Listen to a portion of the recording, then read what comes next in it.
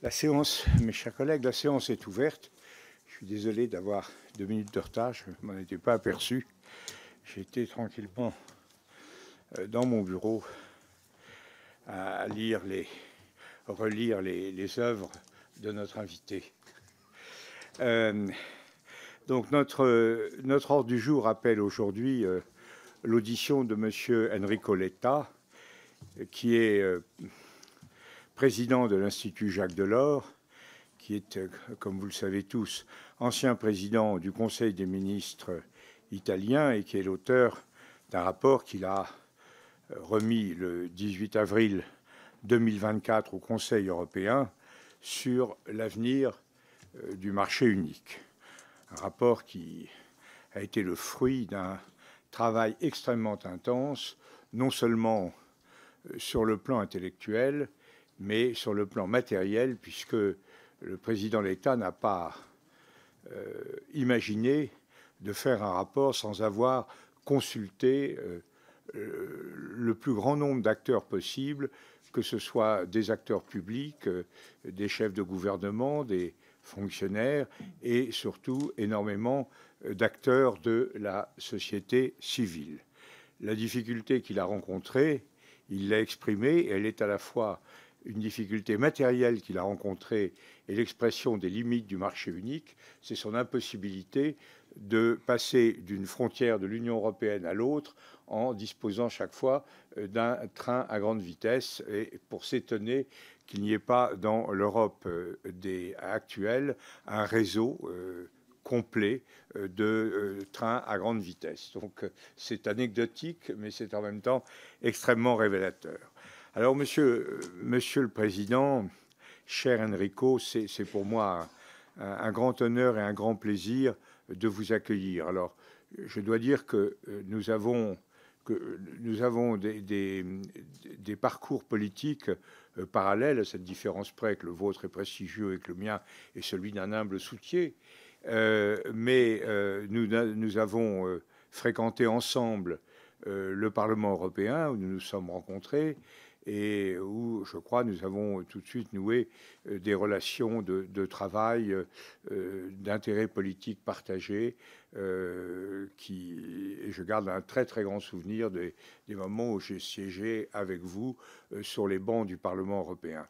Ensuite, nous nous sommes retrouvés. J'ai été professeur à Sciences Po, vous avez été le grand animateur de toute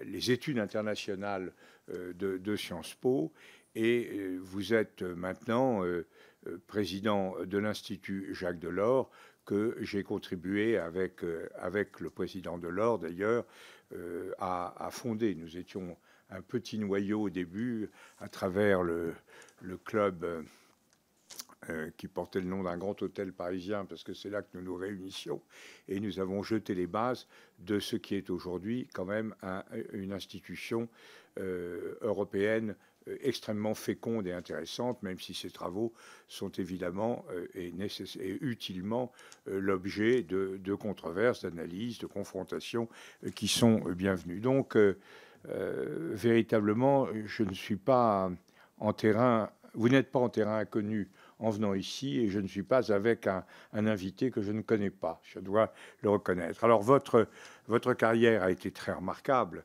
Vous avez été le plus jeune ministre de l'histoire italienne en 1998.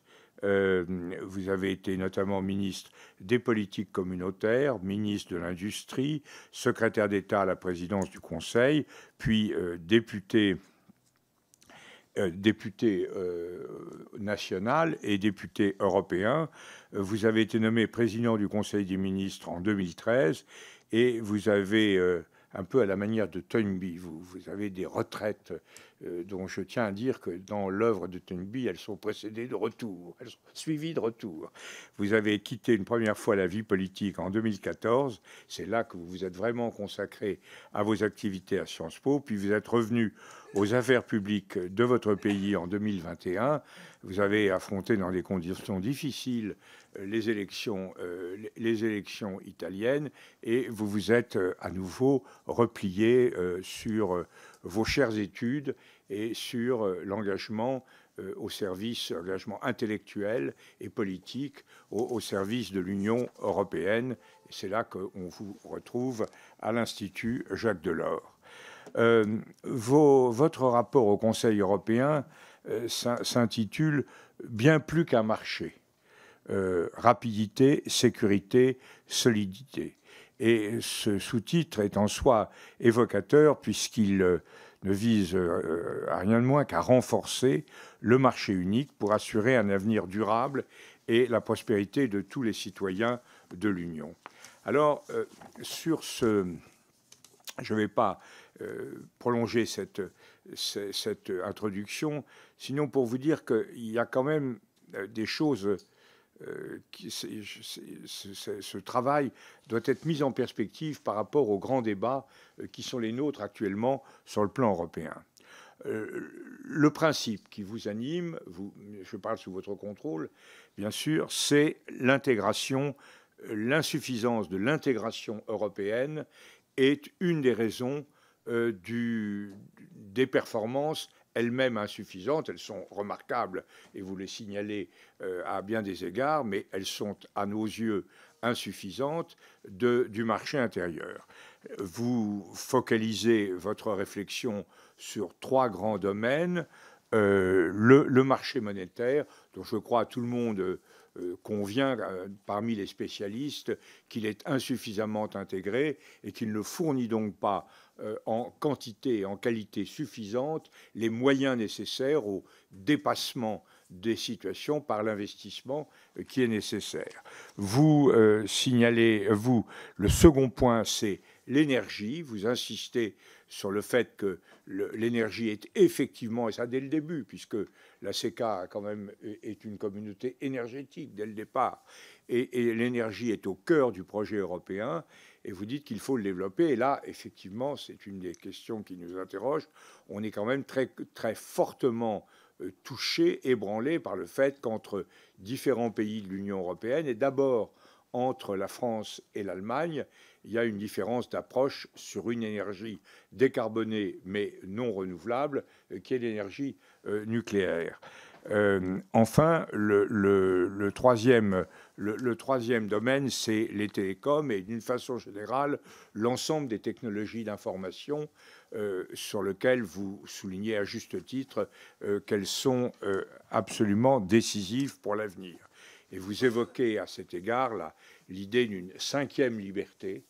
Il y a les 4 libertés fondamentales de circulation qui sont celles des traités européens, et une 5e liberté qui est d'ailleurs une notion qui mérite qu'on s'interroge sur elle, la 5e liberté qui serait celle de la recherche.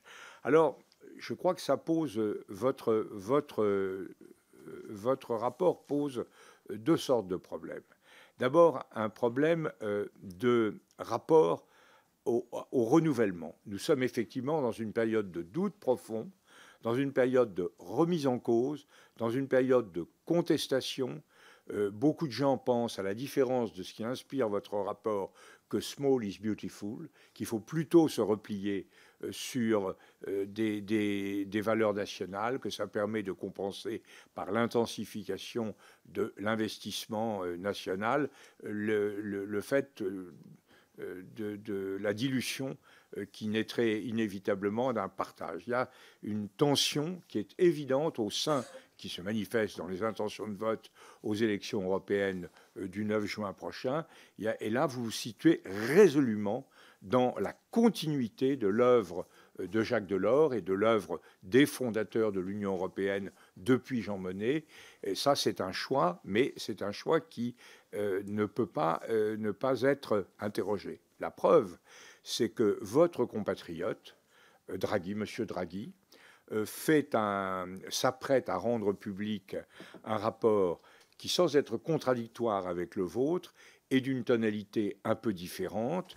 On ne le connaît pas dans ses détails, mais il a fait l'objet de communications, de prise de position publique de la part de l'intéressé, et d'ailleurs de réactions très vives de la part d'un certain nombre d'acteurs, comme Mme Vestager par exemple, qui a estimé qu'on ne pouvait pas du tout s'orienter sur la voie de M. Draghi.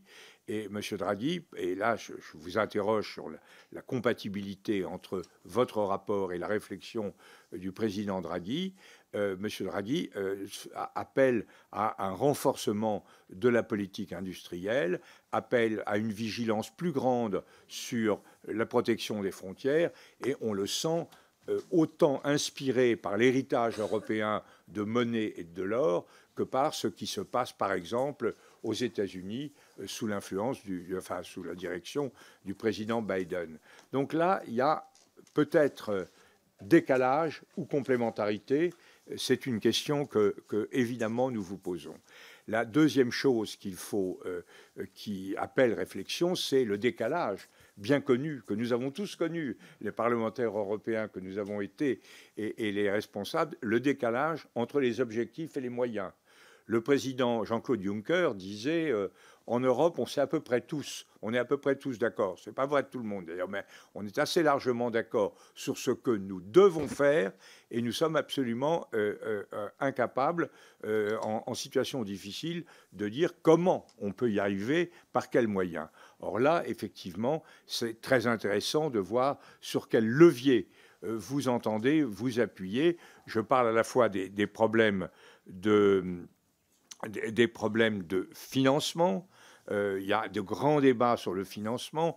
La France, qui n'est jamais inquiète par ses propres déficits, appelle toujours à une mobilisation de l'emprunt, ce qui suscite quand même des réactions un petit peu inquiètes de la part de pays moins cigales et plus fourmis que le nôtre, c'est-à-dire essentiellement la République fédérale. Donc il y a cette grande... il y a le problème de la ressource propre. On a financé le dernier plan en disant il y aura une ressource propre qui va permettre mais la ressource propre, on tarde à la voir venir d'une façon véritablement significative. Donc c'est un problème. Et puis au-delà de ces problèmes de financement, il y a le problème du soutien politique, c'est-à-dire est-ce que vous sentez, je ne parle pas seulement des évolutions politiques à la lumière des prochaines élections européennes, mais est-ce que les gouvernements tels qu'ils sont, les gouvernements qui sont associés à l'Europe telle qu'elle est aujourd'hui, vous paraissent prêts à sauter le pas et à aller beaucoup plus loin sur la voie de l'intégration, ce qui impliquerait, me semble-t-il, des choix clairs, plus nets en matière institutionnelle, par exemple. Et voilà, donc nous sommes... Et puis, dernière chose, et je termine, nous avons effectivement, et vous vous prononcez très clairement sur cette affaire, sur ces deux affaires, mais ça contribue à alourdir encore un peu la charge financière et politique de l'ensemble. Vous dites qu'il faut s'orienter résolument vers l'élargissement, en direction des Balkans par exemple, ce qui est intellectuellement très séduisant, ce qui est politiquement très difficile à faire passer dans l'opinion, et notamment dans l'opinion de ce pays. Deuxièmement, les exigences, la détérioration de la situation géopolitique nous invite effectivement à investir massivement, alors ça c'est lié à votre cinquième liberté, dans la politique militaire, technologique et militaire. Cinquième liberté, effectivement, est-ce que c'est simplement une liberté? Est-ce que le mot n'est pas trop restrictif? Est-ce qu'en réalité, il ne s'agit pas, vous le dites d'ailleurs d'une certaine façon, mais est-ce qu'il ne s'agit pas de faire beaucoup plus que d'assurer une liberté si on veut être à la parité technologique avec les grands champions que sont les Chinois ou les Américains?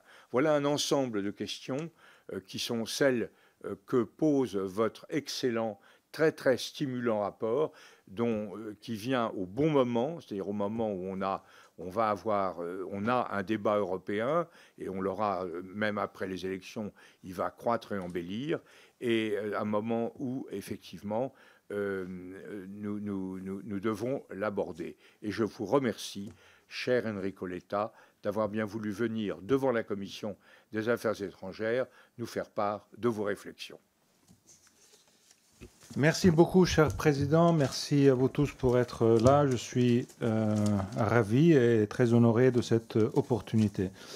Je entre tout de suite in medias res en disant que Le rapport a été conçu comme, premièrement, un exercice très inclusif et comme un exercice collectif. Le président Bourlanges, que je remercie encore, vient de raconter cette anecdote des trains, qui en vérité est un peu l'anecdote emblématique que j'ai mis même dans le rapport, c'est-à-dire le fait que chacun de nous, dans nos propres pays, et moi-même, quand je vivais en France, je traversais le pays avec le TGV, ce que je fais dans mon pays avec le Frecciarossa, ce qu'on fait en Espagne avec les trains haute vitesse, ce qui n'est pas possible entre les capitales européennes. Parce qu'entre les capitales européennes, il faut prendre l'avion, sinon c'est en fait impossible. C'est un peu l'histoire d'une Europe dans laquelle les évolutions sont plutôt nationales et on n'arrive pas à faire les connexions.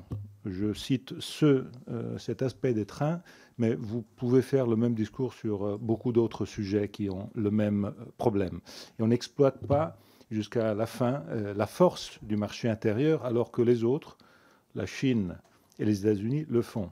Si vous allez en Chine, vous voyagez en train haute vitesse partout en Chine. Et c'est un petit exemple d'un sujet qui n'est pas seulement un sujet de transport, un sujet emblématique de comment on exploite ou on n'exploite pas notre marché. Les frontières qui restent à l'intérieur et qui sont une limite à notre compétitivité. J'ajoute un deuxième élément. Le rapport est un rapport qui ne propose aucun changement de traité. Je le dis tout de suite pour éviter toutes sortes de malentendus. C'est-à-dire c'est un rapport que le Conseil européen m'a demandé, et la Commission européenne la même chose. C'est une boîte à outils très concrète dans laquelle, évidemment, les chefs d'État, de gouvernement, le Parlement européen, la Commission qui sortira de cette élection, pourront prendre ce qu'ils pensent être plus utile. Ce sont des idées concrètes sur comment faire avancer les choses. Et j'ajoute des idées qui sont aussi des idées un peu de compromis entre les différentes tendances politiques. Ce n'est pas ma vision de l'Europe. Évidemment, il y a dans ce rapport ma vision de l'Europe. Mais dans ce rapport, vous trouverez beaucoup d'éléments de compromis qui est la seule chose qui rend les propositions faisables. Je vous fais un petit exemple. Moi, si j'aurais dû mettre ce que je pense, j'aurais dit que pour financer la transition verte, juste et digitale et numérique, on aurait dû et on devrait avoir un deuxième Next Generation EU. Je le pense, mais je sais que ça ne va pas être comme ça parce qu'il y a une bonne, importante partie d'États qui ne sont pas d'accord sur ce point-là. Donc, ce que je propose sur ce sujet est un compromis. Vous le trouvez, je vais le citer très rapidement. Le rapport est un rapport qui donc sort d'une discussion qui a été, pour moi, très intéressante partout en Europe, dans tous les pays européens et dans beaucoup de pays européens avec beaucoup d'intensité. La France est un des pays que j'ai le plus sillonné, et beaucoup de villes et d'interlocuteurs. J'ajoute que j'ai eu la possibilité de discuter avec tous les groupes politiques au Parlement européen. Donc ce rapport sort aussi d'un débat et d'une discussion avec tous les acteurs politiques. Quand je dis tous les acteurs politiques, évidemment représentés au Parlement européen. Et je suis sorti toujours de ces discussions avec beaucoup d'intérêt, de bonheur, et j'ai tenté de mettre tout ça dans le texte que je propose. J'entre dans le sujet. Le président Bourlanges faisait référence à Jacques Delors.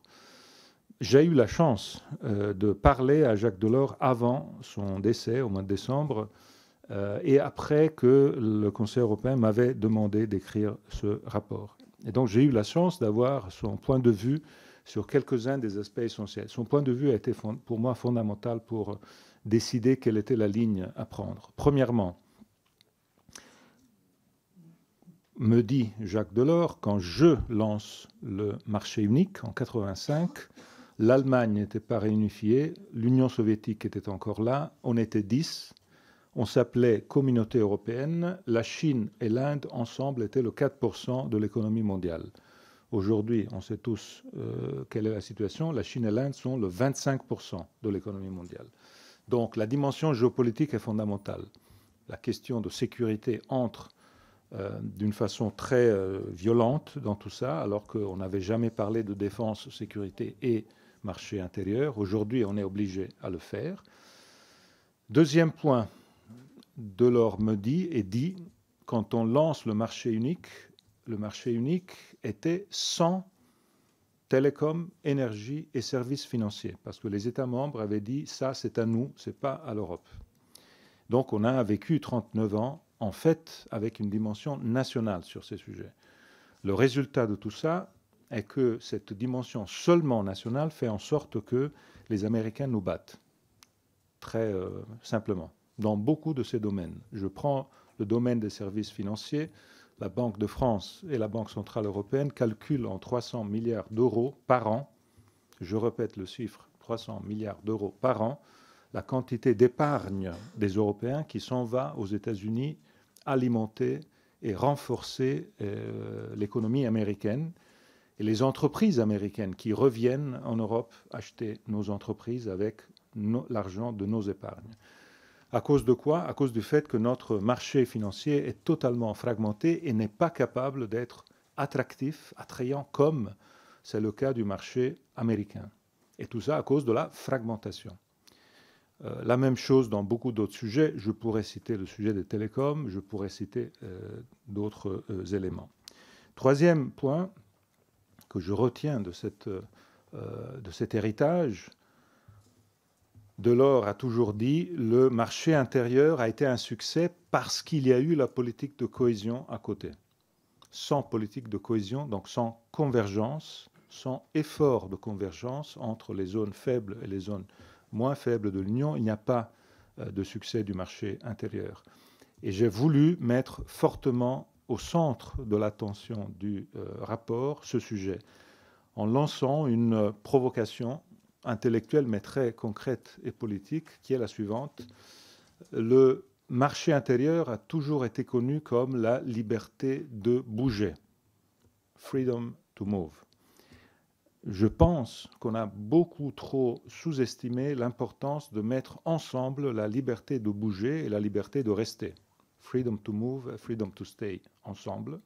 C'est-à-dire qu'on s'est trop occupé de la liberté de bouger sans comprendre que cette attention seulement à la liberté de bouger a créé dans l'Europe une situation de tension très forte qui est la suivante. La mobilité est unidirectionnelle. C'est une mobilité qui va de l'Est à l'Ouest et qui va du Sud au Nord et qui crée donc une tension très forte dans l'espace central européen qui accueillit et qui crée une tension aussi très forte dans les périphéries d'Europe qui aujourd'hui sont en train d'être démunies de leur plus importante intelligence, jeunesse, etc. Donc un sujet important que j'ai mis au centre du rapport. Vous trouvez beaucoup d'idées, de solutions pour travailler sur ce sujet.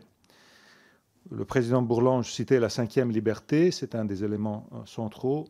Si on regarde là où les choses se passent mal par rapport aux États-Unis et à la Chine, c'est sur ce sujet, innovation, intelligence artificielle et tout ça. Évidemment, on est resté beaucoup en arrière. Donc, qu'est-ce que ça veut dire, cette 5e liberté? Ça veut dire que je propose que la prochaine présidence de la Commission européenne soit une présidence qui nomme un vice-président responsable pour la 5e liberté, donc qui mette ensemble une volonté de pousser sur innovation, recherche, skills, connaissance, comme un des éléments fondamentaux de la prochaine législature européenne. Mais je veux toucher le centre peut-être du rapport, qui est le suivant. Comme le président Bourlange l'a dit, il a fait une référence aux grands et aux petits, à l'Europe, grande, petite. Le sujet que je veux poser ici est le suivant. Dans mon rapport, je ne propose absolument pas que l'Europe devienne comme les États-Unis. Je veux que l'Europe soit l'Europe. J'aime l'Europe en tant qu'Europe. Et la force de l'Europe, je trouve, est un fantastique mix entre grand et petit, soit en termes d'État, soit en termes de ville, soit en termes d'entreprise et d'activité économique. Je pense qu'il faut tenir ce mix. Mais il faut aider le petit et il faut aider le grand, parce que dans le monde d'aujourd'hui qui a totalement changé, j'ai fait référence au rôle de la Chine et de l'Inde hier et au rôle de la Chine et de l'Inde aujourd'hui, Même les grands pays, comme la France ou l'Italie, aujourd'hui sont beaucoup plus petits dans un monde qui est devenu beaucoup trop grand. Donc, ou bien on se met ensemble et on cherche pragmatiquement. Je fais référence au cas des marchés financiers. C'est un cas essentiel. Si nos marchés financiers ne marchent pas, même l'économie réelle ne va pas marcher. Et donc, voilà les 2 points essentiels sur lesquels j'ai travaillé dans le rapport et sur lesquels je prends les dernières 4 minutes de mon temps. Ce sont les suivants. Le premier est lié à comment aider les petites et moyennes entreprises.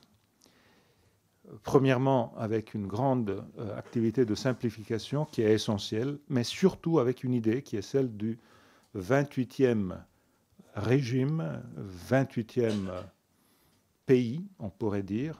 De quoi s'agit-il? De créer un système virtuel, droit des affaires, fiscalité, qu'une petite et moyenne entreprise peut choisir. Et avec ce système, elle a une espèce de passe-partout dans les 27. Aujourd'hui, pour une petite et moyenne entreprise, il est impossible de travailler dans les 27 parce qu'il faut un office légal, un office fiscal pour passer tous les changements, puisqu'on est dans 27 droits des affaires différents.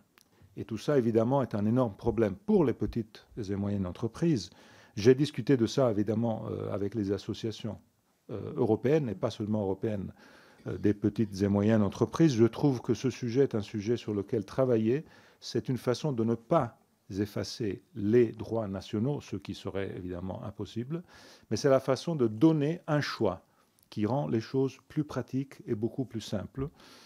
J'ai présenté ce propos aussi hors d'Europe et j'ai trouvé beaucoup d'intérêt dans beaucoup d'investisseurs internationaux qui se disent l'Europe est trop compliquée, 24 langues, 27 droits des affaires, 27 systèmes fiscaux.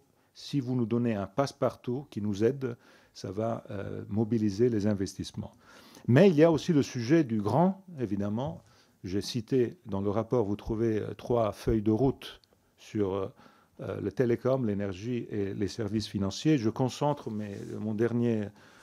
ma dernière partie du temps sur la question des services financiers et de la relation avec la transition juste et verte et digitale. Pourquoi je fais ce point? Pour une raison très simple. On a lancé il y a 10 ans la Capital Markets Union. Ça a été une faillite. Pourquoi ça a été une faillite? Parce qu'on a dit au niveau européen, on doit intégrer les marchés financiers, mais le message qu'on a donné, c'est de la finance pour la finance. Ce n'est pas de la finance pour ce qui est utile dans la vie concrète des gens. Alors ma proposition est celle de s'arrêter avec cette Capital Markets Union, de bâtir une union de l'épargne et des investissements qui, avec des incitations fiscales importantes, donne la possibilité aux épargnes des Européens de s'investir, évidemment, avec de la rentabilité dans tout ce qui est aujourd'hui la transition verte, juste et digitale. Pourquoi je dis ça? Pour une raison très simple. Elle va coûter beaucoup d'argent. Et tous ceux qui disent que ça va être une promenade de santé disent quelque chose qui n'est pas vrai. Ça va être coûteux politiquement et ça va être coûteux économiquement. Et si on ne trouve pas l'argent pour le financer, ça va être un backlash. C'est ce que j'ai compris en parlant avec les agriculteurs à Varsovie, en parlant avec les petites et moyennes entreprises dans mon pays. Donc, c'est un sujet essentiel. Comment faire ça? La proposition que j'ai mise sur la table est celle d'avoir un mix entre cet investissement basé sur l'investissement privé, évidemment, avec une incitation importante. Et je mets ça sur la table parce que je vois ça comme précondition pour faire en sorte qu'il y ait un feu vert de la part des pays frugaux qui aujourd'hui disent non à toutes sortes de nouveaux emprunts communs. Et moi, je pense que c'est essentiel, un nouvel emprunt commun. Mais on peut l'avoir seulement s'il y a aussi cette partie d'investissement privé. Évidemment, tout ça est essentiel pour financer la transition verte et sociale, j'ajoute. Parce que si on n'est pas en condition d'avoir l'argent pour accompagner cette transition verte et sociale, les prochains dans la rue, je vous assure, je pense, vont être les travailleurs de l'industrie automobile, puis il va y avoir d'autres travailleurs qui vont faire le même discours. Donc, en 2 mots, ce que je vous propose, c'est de discuter, de vous écouter, évidemment, écouter vos réactions, Le Conseil européen m'a demandé de porter ce rapport dans les capitales. Et la présidence hongroise du prochain semestre a décidé de mettre ce rapport au centre de la réflexion sur la partie économique de sa présidence. Donc, je serai ravi, évidemment, de répondre à vos questions, mais surtout d'écouter vos réactions. Et, Monsieur le Président Bourlange, je suis prêt à revenir dans le cas que la chose soit utile pour voir comment toutes ces réflexions puissent être utiles à nourrir le débat après les élections. Je suis aussi très content, et je m'arrête là-dessus, sur le fait que mon rapport, qui est un rapport qui touche aussi les grands sujets de la politique industrielle européenne et d'autres propositions que vous trouvez très facilement, c'est un rapport qui sort avant les élections européennes. Mon respect pour les électeurs est tel que je suis très content que mon rapport soit parti d'un débat dans quelques pays européens et que, évidemment, le vote des électeurs va orienter toutes sortes de décisions politiques après les élections. Je vous remercie beaucoup, Monsieur le Président. C'est moi qui vous remercie, Monsieur le Président de l'État, et sachez que j'espère qu'à la fin de ce débat, votre détermination à revenir nous voir sera intacte. Maintenant, les groupes vont vous interroger. C'est d'abord pour le groupe Renaissance, Monsieur Vibert, qui est député des Ardennes. Merci, Monsieur le Président. Monsieur le Président Enrico Letta, je suis ravi de prendre la parole aujourd'hui devant vous au nom de mon groupe pour saluer le travail remarquable que vous avez accompli avec ce rapport sur l'avenir du marché unique européen. En ces temps d'incertitude économique et géopolitique majeure, votre contribution nous offre des pistes précieuses pour renforcer la compétitivité, la souveraineté et l'attractivité de l'Union sur la scène mondiale. Elle nous invite à répondre avec ambition et détermination aux défis posés par la rude concurrence de nos grands rivaux, qu'ils soient américains ou chinois. Votre analyse lucide souligne avec justesse les faiblesses et les vulnérabilités qui minent encore l'intégration de notre marché dans des secteurs stratégiques comme l'énergie, les télécommunications ou les marchés financiers. La fragmentation réglementaire, les égoïsmes nationaux résiduels, les lourdeurs administratives, autant d'entraves à notre pleine puissance économique que vous nous exhortez à lever sans délai. Vos préconisations ambitieuses tracent la voie d'une Europe unie, déterminée à parler d'une seule voix forte sur les sujets décisifs. L'appel à davantage d'harmonisation, de coordination et de mutualisation au niveau européen dans des domaines clés comme l'énergie, les marchés de capitaux doit être étendu. L'objectif d'une véritable union de l'investissement pour mobiliser les ressources indispensables à notre compétitivité future est un cap stratégique à se fixer. De même, vos propositions opérationnelles pour approfondir l'intégration du marché des télécommunications en unifiant la régulation et les politiques d'attribution des fréquences constituent un agenda concret à mettre en œuvre sans attendre. Votre volonté de rééquilibrer les rapports de force avec les grandes plateformes numériques au bénéfice de nos opérateurs historiques témoigne d'une vision économique pragmatique et ambitieuse pour l'Europe. Nous ne pouvons nous résoudre à subir la domination de ces géants étrangers. L'avenir de notre souveraineté numérique en dépend. Monsieur Letta, votre rapport marque un jalon essentiel pour préparer l'Europe de demain, celle qui aura à défendre ses intérêts stratégiques et à promouvoir son modèle économique et social sur la scène internationale. Il nous revient désormais d'en faire une feuille de route opérationnelle et de décliner en actes politiques forts les principales propositions de ce rapport. Aussi, ma question sera la suivante. Parmi toutes les pistes que vous avez identifiées, quelle est selon vous la priorité absolue à mettre en œuvre dès à présent pour donner un nouvel élan au marché unique européen? Je vous remercie. Je vous remercie, Monsieur le député. Alors, Monsieur le Président, la priorité des priorités, voilà ce que vous demande Monsieur Vibert. Si je comprends il a fait 2 minutes 27. Vous avez le temps que vous souhaitez, à condition de tenir dans 2 minutes 27. Non, parce que chaque Parlement a ses règles différentes. J'ai été auditionné par le Parlement. Vous avez en principe 2 minutes 30, mais je dois dire que je bavard moi-même, j'ai du mal à faire respecter. Parce que le Parlement allemand a une autre règle. La règle, c'est qu'il y a 4 minutes. Si le député prend les 4 minutes, ce qui répond ne peut parler aucune seconde. Si le parlementaire prend 30 secondes, il y a 3 minutes 30 de réponse. Donc, voilà, chacun a ses propres... Non, il y a aussi une autre règle, c'est que si le parlementaire ne prend qu'une minute ou 1 minute et demie, il a un petit droit à un revenez-y après. OK. Chez nous, on est beaucoup plus flexible en italien. Oh, donc.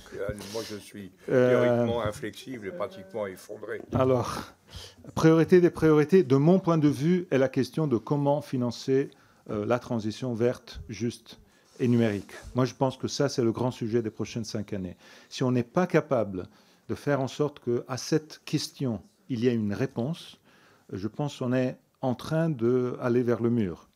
Et c'est quelque chose qui va nous tenir tous ensemble, tous les pays européens et tout le reste. Parce que ce que j'ai vu dans mes propos, dans mes rencontres au Conseil européen avec tous les gouvernements, j'ai trouvé qu'il y a une profonde division aujourd'hui entre 2 groupes de pays. Il y a un groupe de pays qui disent qu'il faut faire un nouveau effort commun, Next Generation EU 2. Un groupe de pays qui disent il ne faut surtout pas faire ça, il faut que chacun pays fasse lui-même ce qu'il peut.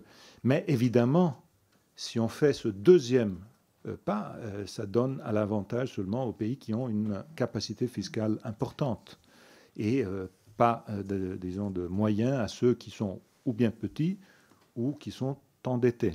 Et je sais de quoi je parle, évidemment. Donc le sujet principal est de faire une initiative commune qui soit une initiative commune ancrée sur une partie d'emploi de l'argent privé, évidemment, qui soit rentable et que ce soit un intérêt des gens à faire ça, des investisseurs, et une partie d'argent public. Si on arrive à faire ça, je pense qu'on peut mobiliser, on peut créer cet accord entre les 27 et on peut surtout retrouver l'argent qui sort aujourd'hui d'Europe. Je répète ce point. De mon point de vue, c'est un point fondamental. La fragmentation dans un domaine fondamental comme celui des marchés financiers fait en sorte qu'aujourd'hui, on est tous plus faibles. Avoir les marchés financiers nationaux dans le monde d'aujourd'hui fait en sorte que les Américains gagnent sur toute la ligne. Et évidemment, si vous prenez le ranking des 10 plus importantes investment banking du monde, vous allez tout de suite voir quelle est la conséquence de tout ça. Donc, de mon point de vue, la chose essentielle est celle de considérer qu'il faut mettre la finance au service des besoins nouveaux que nous avons. Évidemment, moi, dans mes propos liminaires, je n'ai pas parlé des 2 autres sujets dont je pense qu'il faudra parler. Sujet de la défense, comment financer les besoins de défense, et une partie de ce financement doit aller à financer la défense commune européenne.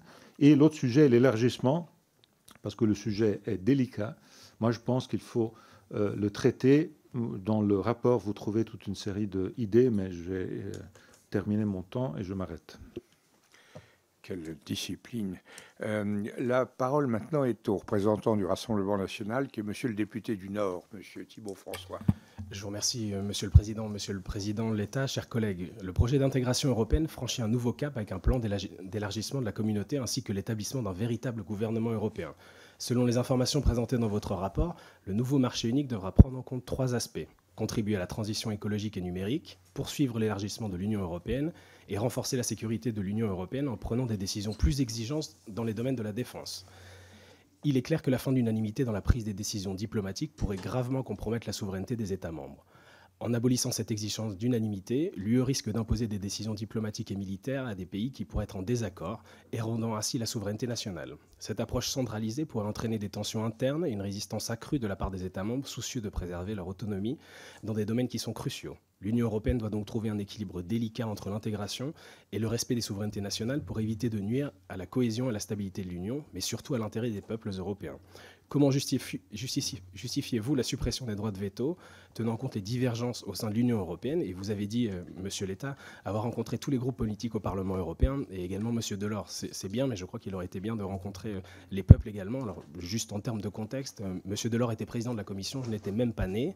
Et je vous confirme, parce que je viens de poser la question à mon groupe politique au Parlement européen, qui est le groupe Identité et Démocratie, qu'il n'a pas été entendu par vous, que vous n'avez pas fait de demande. Alors je tiens à vous rappeler que le parti dont j'ai l'honneur de représenter aujourd'hui fait 33% des sondages aujourd'hui dans les élections européennes. Donc c'est-à-dire que vous avez fait un rapport qui ignore à peu près 33% des électeurs français en théorie. Alors on attendra les résultats du 9 juin. Et comme nous sommes en période électorale, je me permets une petite question au sujet de votre rapport qui, je crois, a duré entre 1 an et peut-être 1 an et 6 mois. Je souhaiterais savoir, parce que la Commission européenne ne nous a pas donné de réponse sur le sujet, quelle a été la tarification du rapport qui vous a été commandé, s'il vous plaît. Je suppose qu'en tant qu'ancien président du Conseil italien, vous allez en toute transparence pouvoir nous expliquer les montants et me répondre à la question sur la souveraineté et le droit de veto. Je vous remercie, Monsieur le Président. J'ai aucun problème à vous répondre. Première chose, je vous répète ce que j'ai dit au début. Dans mon rapport, je ne préconise aucun changement de traité. Donc je ne sais pas où vous avez lu ce truc de l'unanimité, mais ça ne fait pas partie du rapport. Parce que je ne préconise aucun changement de traité dans le rapport. Et évidemment, pour passer à l'unanimité, il faut un changement de traité dont je ne parle pas dans le rapport.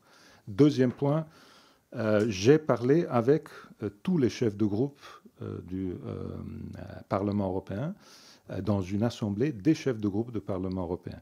Et j'ai donné aux chefs de groupe du Parlement européen la disponibilité à participer à des approfondissements. Quelques-uns, et évidemment avec tous les chefs de groupe, avec cette réunion des chefs de groupe, on a parlé de contenu, donc aussi avec votre chef de groupe du Parlement européen. Quelques groupes du Parlement européen ont voulu faire des approfondissements. Évidemment, moi j'étais disponible à suivre tout ce qu'on m'a proposé. Et troisième chose, sur les coûts, c'est très simple. Moi, je n'ai rien coûté, sûrement à vous, mais simplement, je suis membre du Parlement italien. Donc le Parlement italien m'a donné la possibilité, dans cette semestre de travail, de ne pas participer aux travaux et de faire ce travail autour de l'Europe. Et la présidence belge de l'Union européenne m'a payé les tickets non-priority de tous les vols low cost que j'ai pris. Et ça a été le coût de mon exercice. Voilà. Je vous remercie de ces précisions bienvenues et qui marquent une contribution nette de l'Italie aux travaux de l'Union européenne, ce qui devrait rassurer certains dans cette salle. Maintenant, pour la France insoumise, c'est Madame la députée de l'Hérault, Madame Oziol. Merci, Monsieur le Président. Monsieur Enrico Letta, je prends la parole pour mon groupe La France Insoumise, qui est en totale et radicale opposition avec le marché unique. C'est quand même cette idéologie qui a voulu la libre circulation des biens, des services, des personnes, des capitaux au sein de l'Union européenne, qui depuis plus de 30 ans a permis l'installation de concurrence déloyale, de dumping social, fiscal, on peut même dire environnemental. Là même l'Europe au sens des institutions, de ses dirigeants, l'admettent. Alors c'est par exemple la destruction lente et programmée des industries nationales, puisque si un État subventionne une activité, c'est vu comme une concurrence faite aux autres pays européens. En France, on est encore meurtri du souvenir de la destruction d'ArcelorMittal, d'Alstom, etc.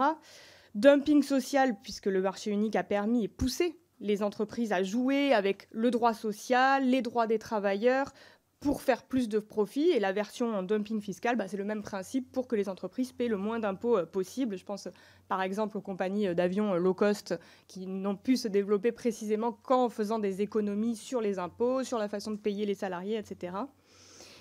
C'est aussi le démantèlement de services publics nationaux. Vous parliez des trains. Par exemple, le service public du train en France a été ouvert à la concurrence. Et il n'y a pas eu pour autant un service public européen, par exemple, qui aurait pu permettre de prendre le relais, par exemple, de généraliser les connexions transfrontalières. Il n'y a pas eu ça. Et puis, quand la concurrence à l'intérieur de l'espace européen ne suffit pas, eh bien, c'est la concurrence de zones mondiales à l'autre qui se met en place. On le voit, par exemple, avec le libre-échange. Récemment, l'Union européenne a ratifié un accord de libre-échange avec la Nouvelle-Zélande qui va faire venir en Europe des produits laitiers, notamment lait, fromage, beurre, avec des normes sociales, sanitaires, environnementales qui ne sont pas du tout celles qu'on applique en Europe. Par exemple, l'utilisation de l'atrazine qui est interdite par quasiment tous les pays européens. Et puis c'est dans le domaine de l'énergie que l'échec du marché unique est le plus flagrant, hein. Total Energy, c'est 20 milliards d'euros de profit sur 2 ans. Je finis. Et pendant ce temps-là, eh bien, les gens tirent la langue, ne peuvent plus payer leurs factures, les boulangeries ont fermé. Bref, en fait, toutes les questions sociales, environnementales, en fait, vous proposez plus de marché, alors que, en fait, il faut en finir avec cette idéologie du marché unique.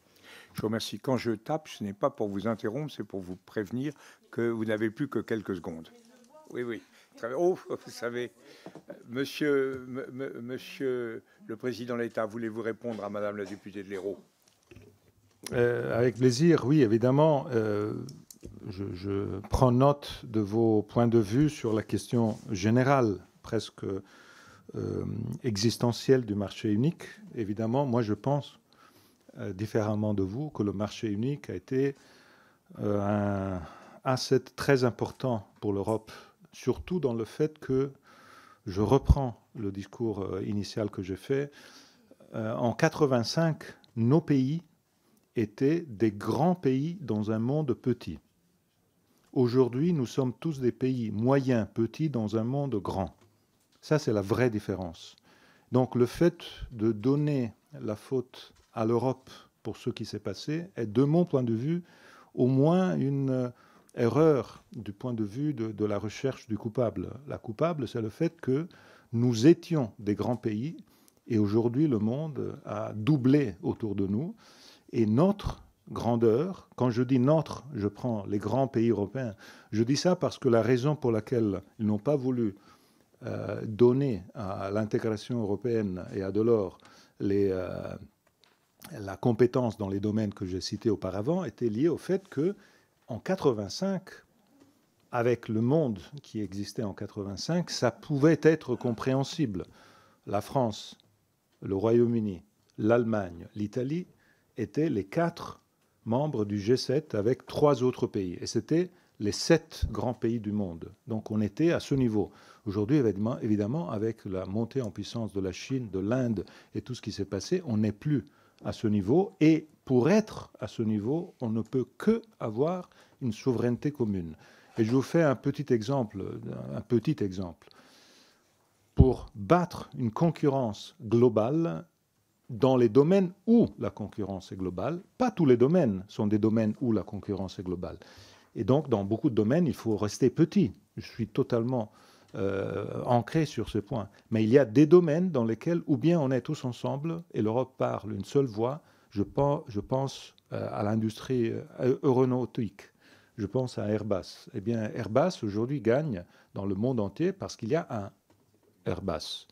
S'il y avait un Airbus français, un Airbus allemand, un Airbus espagnol, un Airbus italien, ce serait Boeing qui gagnerait sur toute la ligne. Évidemment, c'est un domaine dans lequel il faut se mettre ensemble. Et donc, le marché unique dans des domaines aide à être plus fort. C'est pour ça que je pense qu'il faut avoir une bonne capacité de flexibiliser nos politiques dans des secteurs. Il faut aider les petits, même à rester petits, mais être plus forts. Il faut aider une dimension dans d'autres domaines qui rendent les choses plus compétitives. Je vous remercie. Maintenant, pour le groupe MoDem, c'est Madame la députée du Puy-de-Dôme, Madame Wiśniewski, qui va s'exprimer. Merci, Monsieur le Président. Merci, Monsieur le Président de l'État, à la fois pour l'honneur que vous nous faites en nous parlant de votre rapport et pour votre français magnifique. Je ne vous ferai pas l'injure de m'adresser à vous en italien, même si l'envie est là de ma part. Ma question portera sur une de vos propositions, Monsieur le Président de l'État, qui est celle, et que nous n'avons pas encore évoquée, même si vous y avez fait allusion, et qui est celle d'un marché unique de l'industrie de défense au sein de l'Union européenne.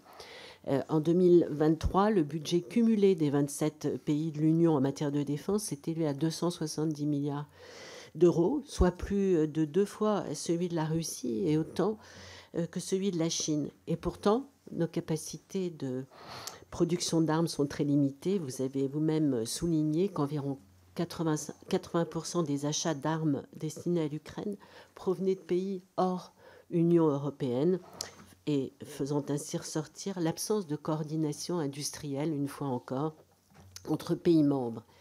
Thierry Breton, que nous avons eu aussi l'honneur de recevoir récemment, et dont vous êtes proche, en tout cas, au travers du rapport qui est le vôtre, c'est ce que j'ai compris. Il défendait en début d'année la mise en place d'un fonds spécial doté de 100 milliards d'euros pour renforcer la production d'armes au sein de l'Union. L'objectif étant de rattraper notre retard, mais la question du financement d'un tel fonds reste en suspens.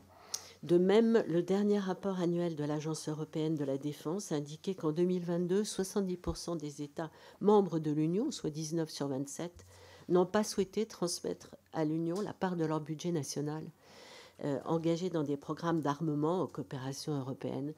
Dans ces conditions, j'ai 2 questions à vous poser, mais la première, c'est celle de savoir s'il existe véritablement une volonté politique des États membres de s'engager en faveur d'un marché commun de l'industrie de défense. Et ensuite, je voulais vous demander si ce renforcement ne devait pas s'envisager aussi avec le Royaume-Uni, qui ne fait pas partie de l'Union, qui ne fait plus partie de l'Union, et qui dispose de l'armée la plus importante, et d'un budget très considérable au regard des standards internationaux. Je vous remercie. C'est moi qui vous remercie, Madame la députée. Monsieur le Président de l'État. Merci.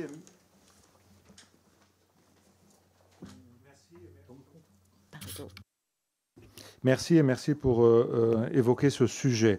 La défense fait partie du rapport. Je vous avoue que quand j'ai commencé cet exercice au mois de septembre, je n'aurais jamais pensé de m'occuper de défense. Pas parce que je ne pense pas que la défense soit importante, mais pour la seule raison que j'ai toujours étudié dans mes études que défense et marché unique, c'était 2 domaines totalement différents. Et évidemment, j'ai compris qu'il faut aujourd'hui les mettre ensemble. Et je pense que c'est essentiel de le faire. Donc, dans le rapport, je préconise une montée en force d'une intégration de la défense européenne. Je partage totalement l'idée de Thierry Breton, que j'ai beaucoup supporté dans son travail dans ces derniers mois et pour lequel je porte beaucoup d'estime pour tout ce qu'il a fait pendant ces 5 années. Je pense qu'il faut partir d'un point essentiel. On a aidé l'Ukraine pendant ces 2 années. Et ça a été le plus grand effort qu'on ait jamais fait en Europe. Ça a été bien de le faire, il faut continuer. Mais il y a un sujet là qui touche le marché unique. Et le sujet est le fait que 80% du matériel militaire, comme vous savez, qu'on a donné à l'Ukraine, est acheté hors de l'Europe. Donc, avec notre effort, l'argent du contribuable européen est servi à créer des emplois en Corée du Sud, en Turquie, en Michigan, au Wisconsin. Évidemment, là, il faut s'arrêter parce que dans le rapport, je cite le chiffre à l'opposé pour les États-Unis qui est le 12%. Dans la même période, les États-Unis ont dépensé 12% hors de leur pays. Pour le reste, 88% est pour acheter du matériel militaire américain. Donc, ce que je préconise, c'est le fait que moi, je pense que l'Europe est une entreprise de paix. Et donc, il faut absolument que tout soit dans cette direction. Mais évidemment, pour assurer la sécurité de nos frontières et la sécurité du peuple européen, s'il faut dépenser de l'argent, il faut que ça aille pour aider les emplois en Europe. Et évidemment, ce point est un point essentiellement lié au marché de la défense. C'est-à-dire qu'il faut mettre ensemble. Il ne faut pas fragmenter comme on continue à le faire. C'est un autre exemple de comment fragmenter aide les Américains. Fragmenter aide les Turcs. Fragmenter aide l'industrie sud-coréenne. Et donc, de mon point de vue, je ne suis dans le rapport, et bon, je m'arrête parce que j'ai terminé mon temps. Dans le rapport, vous trouvez une référence au UK, parce que je pense, vous avez raison, et donc vous trouvez une référence au fait que nous devons, avec le UK, réouvrir sur la défense des discussions sur comment travailler ensemble. Je vous remercie. Maintenant, c'est pour le groupe socialiste, c'est M. Garot, Guillaume Garot, qui est député de la Mayenne, qui va porter la parole de son groupe. Merci, Monsieur le Président, et merci au Président l'État de son intervention ce matin. c'est passionnant, c'est stimulant, vous l'avez dit, c'est aussi, je veux le dire, un honneur pour nous tous. Moi, je trouve que votre rapport, il a le mérite de la clairvoyance dans le moment historique où est l'Europe. Parce que, vous l'avez dit très bien dans votre réponse précédente, l'Europe d'aujourd'hui, elle a affaire face à des géants qui ont émergé. Et donc, les cartes ont été rebattues. Et le risque, vous l'avez très bien pointé dans votre rapport, c'est le décrochage. Et vous parlez même du décrochage du décrochage. Donc on sait que la situation est rude. Et donc, il faut être extrêmement clair par rapport à tout cela.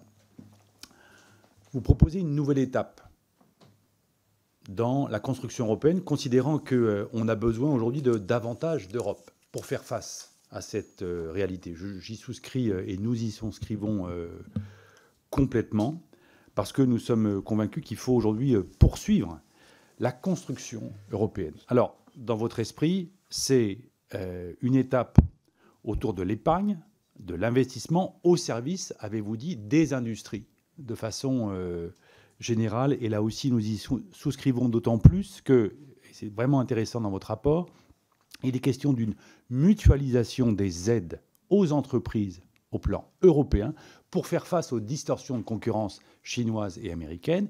Et vous faites état aussi, vous proposez un plan de relance, comme cela a été fait au moment du Covid, avec une capacité budgétaire commune. Tout ça, je crois que ça vraiment mérite d'être mis en débat aujourd'hui. Mais j'ai deux questions à vous poser. La première, vous dites qu'il va falloir qu'on utilise cette méthode de la planification. Alors, est-ce que vous pouvez nous en dire davantage? C'est quoi, à vos yeux, la planification au plan européen? On voit en France que c'est davantage un mot qu'une réalité politique, mais j'aimerais bien vous entendre là-dessus. Et puis, je rejoins la question de ma collègue précédente sur le lien entre le marché commun de la défense et la construction d'une Europe de la défense. Quelle est votre position là-dessus? Je vous remercie. Je n'avais pas teinté, vous êtes tenu vous-même à l'autodiscipline. Je vous en remercie, mon cher collègue. Monsieur le Président de l'État. Merci beaucoup, Monsieur Garot. Premier élément, le plan. Je pense que les 5 ans qu'on a vécus ont été 5 ans de grandes réalisations européennes, très importantes. Et les leaders européens ont fait épreuve, je pense, de grande lucidité, mais ça a été surtout des réactions à des crises. C'est pour ça que moi je parle de plan. Il faut des actions aujourd'hui. Et c'est pour ça que je reviens à Delors et à la méthode Delors. Parce qu'à la fin, les grandes réalisations européennes, le marché unique, l'union économique monétaire, la politique de cohésion, ça a été tout lié à des actions. Ce n'était pas des réactions par rapport à une crise immédiate qui se passait. C'était des actions avec une vision et des actions qui ont changé en mieux la vie de l'Europe, nous ont donné la possibilité de résister dans cette compétition globale qui a tellement changé dans ce temps. Et donc moi, je m'inscris dans ce courant de pensée. C'est-à-dire maintenant, après une législature dans laquelle on a dû réagir à des crises totalement imprévisibles. Il y a 5 ans, ça aurait été, si j'étais venu ici parler du futur de l'Europe, personne n'aurait parlé d'un Covid, personne n'aurait parlé d'une invasion russe de l'Ukraine. Donc on a dû faire face à quelque chose qui était inconnu et pour lequel on n'avait pas de moyens, parce que l'Europe de la santé n'existait pas, etc. Donc aujourd'hui, moi je pense qu'il faut aller avec cette vision. C'est pour ça que j'ai mis ensemble une boîte à outils, et c'est pour ça que maintenant, ça dépend de la volonté politique des gouvernements, des forces politiques qui vont être majoritaires au Parlement européen, de faire un choix. Et ce choix est le choix de... dans le texte, j'ai dit, l'inertie, ça veut dire le déclin. Et je suis convaincu de ça. Si on s'arrête comme ça veut dire le déclin. Parce que le déclin est lié au fait que les autres sont en train de monter en puissance. On a vécu les 20 ans de la Chine. Je peux vous dire que je pense qu'on va vivre les 20 ans de l'Inde maintenant. Et évidemment, ces changements sont liés à des dimensions que nous ne sommes pas en condition de gérer, à moins que nous fassions des choses ensemble, sans effacer. Moi, j'aime beaucoup, j'ai toujours aimé beaucoup la phrase de Delors sur la fédération d'États-nations, qui est une phrase qui tient bien ensemble comment l'Europe marche. Sur la défense, je pense que les deux éléments sont loin l'un la condition de l'autre. Si on n'est pas en condition d'avoir un marché commun de la défense, on n'aura jamais une union de la défense. Et si on n'aura jamais tout ça, je peux vous dire ça en venant d'un pays qui est très différent de la France en termes de tradition militaire et de rôle de la défense, on n'aura jamais la possibilité d'arriver aux besoins qu'on a aujourd'hui, qui sont ceux d'une forte capacité de nous défendre avec nos alliés américains, mais avec une capacité de défense européenne qui n'est pas celle qu'aujourd'hui nous avons. Je m'arrête, je suis en retard. Du tout en retard, Monsieur le Président. Maintenant, c'est pour le groupe Horizon et Apparentés, c'est Monsieur Jean-François Portarieux, qui est député de la Haute-Garonne, député de Toulouse. Merci, Monsieur le Président. Je vais faire court, comme d'habitude. Vous proposez dans votre rapport de mettre en place un plan de relance industrielle, un peu à l'image de ce qu'a fait l'Union européenne pendant la crise sanitaire. Vous venez d'y faire référence. Mais je crois avoir compris que vous souhaitez que le versement des aides aux entreprises soit conditionné. Est-ce que vous pouvez nous en dire plus sur les modalités de ce conditionnement? Voilà, Imperatoria Brevitas de M. Portarieux. J'apprécie beaucoup, merci beaucoup. Le point central que je mets dans mon rapport est le suivant. Moi, je pense que les aides d'État doivent être gérées de façon différente par rapport au passé, surtout au passé récent. Dans le passé récent, on a vu et on voit une situation de gestion des aides d'État qui a donné beaucoup de feux verts. Et beaucoup de feux verts qui a créé beaucoup de fragmentation, d'inégalités à l'intérieur de l'Europe. Évidemment, les pays qui ont plus d'espace pour une fiscalité d'aide aux entreprises peuvent le faire, mais ceux qui sont petits ou qui n'ont pas cet espace à cause de la dette, évidemment, se trouvent dans des situations différentes. Alors, en deux mots, quelle est ma proposition? Ma proposition est celle de dire on entre dans un système dans lequel, quand il y a une demande d'aide d'État, cette demande d'aide d'État est évidemment sélectionnée, discutée au niveau européen avec le pays membre qui demande ces aides d'État, mais un pourcentage de cette aide d'État va dans une enveloppe, si l'aide d'État est donnée, ce pourcentage va dans une enveloppe commune, qui est donc utilisée pour faire de la politique industrielle européenne, et donc qui sert, par exemple, pour éviter que toute aide d'État donnée dans une zone dans laquelle on est proche d'une frontière crée une distorsion comme il se passe aujourd'hui.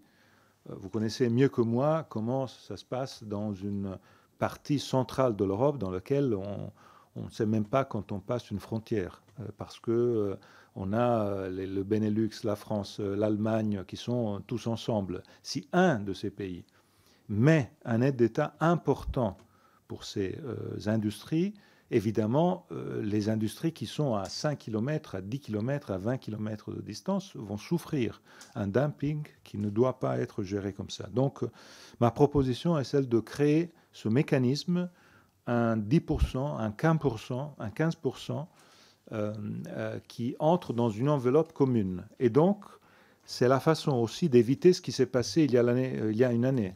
Il y a un an, vous avez vu ce qui s'est passé avec l'idée de ce fonds de souveraineté, qui était une bonne idée de mon point de vue, mais qui a tout de suite dérapé à cause du manque de financement.